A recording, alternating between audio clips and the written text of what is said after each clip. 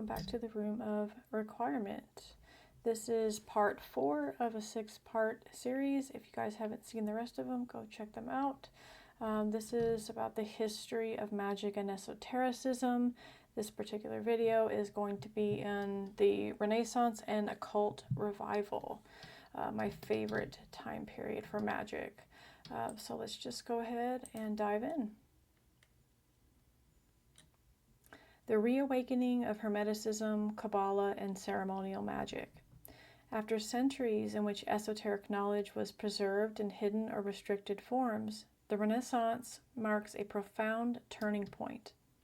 Beginning around circa 1400 to 1600 CE, Europe experienced a revival of art, science, philosophy, and ancient learning, but beneath this cultural awakening was something deeper.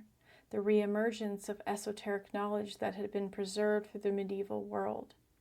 Texts once buried in monasteries or translated in distant lands were rediscovered, studied, and synthesized into new systems. What had been hidden began to surface again, not as fragmented pieces, but as a unified body of sacred knowledge. Culturally, the Renaissance was shaped by expanding trade, the fall of Constantinople in 1453, and the migration of Greek scholars into Western Europe carrying manuscripts of ancient philosophy. The invention of the printing press around 1440 allowed knowledge to spread more rapidly than ever before. This created a unique environment in which Hermetic texts, Platonic philosophy, Kabbalah, astrology, and alchemy could be studied together. For the first time since antiquity, esoteric knowledge was being consciously reconstructed. Marsilio Ficino and Giovanni Pico della Mirandola. One of the central figures in this revival was Marsilio Ficino. He lived from 1433 to 1499. He translated the Hermetic corpus into Latin under the patronage of the Medici family. Ficino taught that the human being exists within a living, ensouled cosmos and can align with divine forces through music, planetary correspondences, contemplation, and ritual. This marks a return to the Hermetic idea that magic is not superstition, but a natural interaction with the structure of reality. Closely following Ficino was Giovanni Pico della Mirandola, 1463 to 1494, who sought to unify Kabbalah, Christianity, and Hermetic philosophy into a single system of divine knowledge. Pico reorganized the Hebrew mystical systems, particularly the use of divine names and symbolic structures, offered powerful tools for understanding the nature of creation. This fusion laid the groundwork for what would later become Western ceremonial magic, where multiple traditions are woven together into a cohesive framework. The types of magic practiced during the Renaissance expanded significantly and became more structured. These included natural magic, planetary magic, talismanic magic, ceremonial magic, alchemy, and early forms of what would become theurgy. Natural magic focused on understanding the hidden properties within nature, plants, stones, metals, and elements, and how they could be used to influence reality.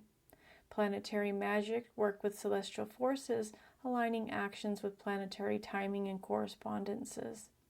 Talismanic magic involved creating objects imbued with specific energies through ritual and timing. These practices were not isolated from daily life. Scholars, physicians, and philosophers often engaged in these disciplines as part of their understanding of the world. A physician like Paracelsus, who lived from 1493 to 1541, for example, revolutionized medicine by combining alchemy, astrology, and observation, viewing illness as both physical and energetic imbalance. His work reflects a worldview in which healing is not merely mechanical, but deeply tied to cosmic correspondence, a concept still present today in holistic and energetic healing systems. The 3 books of occult philosophy by Heinrich Cornelius Agrippa. Perhaps one of the most influential texts of this period is the 3 books of occult philosophy. Agrippa synthesized centuries of esoteric knowledge into a structured system, organizing correspondences between planets, elements, angels, numbers, and natural forces. This work effectively becomes a blueprint for modern occult practice. Nearly every system of ceremonial magic today, whether consciously or not, draws from the structure Agrippa helped codify. At the same time, alchemy flourished as both a physical and spiritual discipline. While often misunderstood as merely the attempt to turn lead into gold, alchemy was, at its core, a system of transformation. It described processes of purification, dissolution, recombination, and refinement, both in matter and within the practitioner. The alchemical stages of nigredo, the blackening, albedo, whitening, and rubedo, reddening, representing a map of inner transformation that still appears today in psychological, spiritual, and initiatory work. Another key figure is John Dee, 1527 to 1608, advisor to Queen Elizabeth I to combine mathematics, astronomy, navigation, and angelic communication into a unified practice. Dee's work with Enochian magic, developed alongside Edward Kelly, represents one of the most complex systems of angelic invocation ever recorded. Through structured rituals, divine names, geometric tables, and symbolic language, Dee sought direct communication with higher intelligences. This reflects the Renaissance belief that knowledge was not limited to books.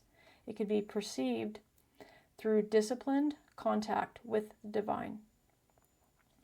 The types of magic practiced by Dee and others included angelic magic, scrying, ceremonial invocation, and linguistic systems designed to interface with spiritual intelligences.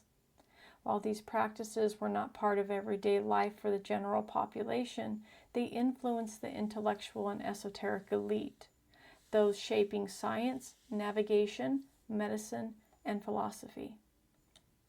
Culturally, the Renaissance was a time of expansion and tension.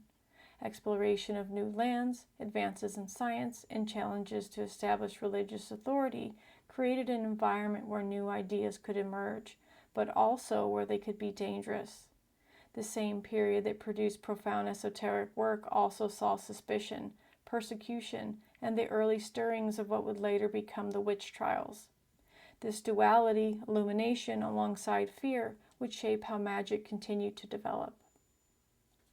What is most important about this era is that it resembles the fragmented pieces of the ancient world into a coherent system. The ritual structures of Egypt, the celestial knowledge of Mesopotamia, the philosophy of Greece, and the symbolic systems of Kabbalah are brought together into something recognizable, a unifying esoteric tradition. This is the foundation of what we now call Western esotericism. Nearly everything practiced today in ceremonial magic can be traced directly to this period. The use of correspondences, planetary timing, ritual structure, invocation of spiritual intelligences, and the concept of transformation through disciplined practice. All of these are Renaissance developments built upon ancient roots. Even modern ideas of manifestation, energetic alignment, and spiritual ascent echo principles that were clearly articulated during this time. Without the Renaissance, the knowledge preserved in the medieval world may have remained fragmented. This period acts as a bridge, bringing ancient wisdom into form that can be studied, practiced, and transmitted forward into modern systems. Thus, magic becomes something fully realized, not only a tool for ritual or survival, but a comprehensive system of understanding reality, transforming the self, and engaging with the cosmos as a living response structure. As the Renaissance gives way to the modern world, esoteric knowledge continues to evolve. It moves into secret societies, symbolic fraternities, and initiatory orders such as the Rosicrucians and Freemasons. The structure of magic becomes increasingly formalized, and new movements emerge that seek to preserve, protect, and transmit these teachings in changing cultural conditions. Okay, you guys, that's what I have for you on the Renaissance period. We're going to start getting into orders, secret societies, and the cult revival and all of that next. I hope you guys are enjoying this so far, and I will see you guys later on the next one. Bye.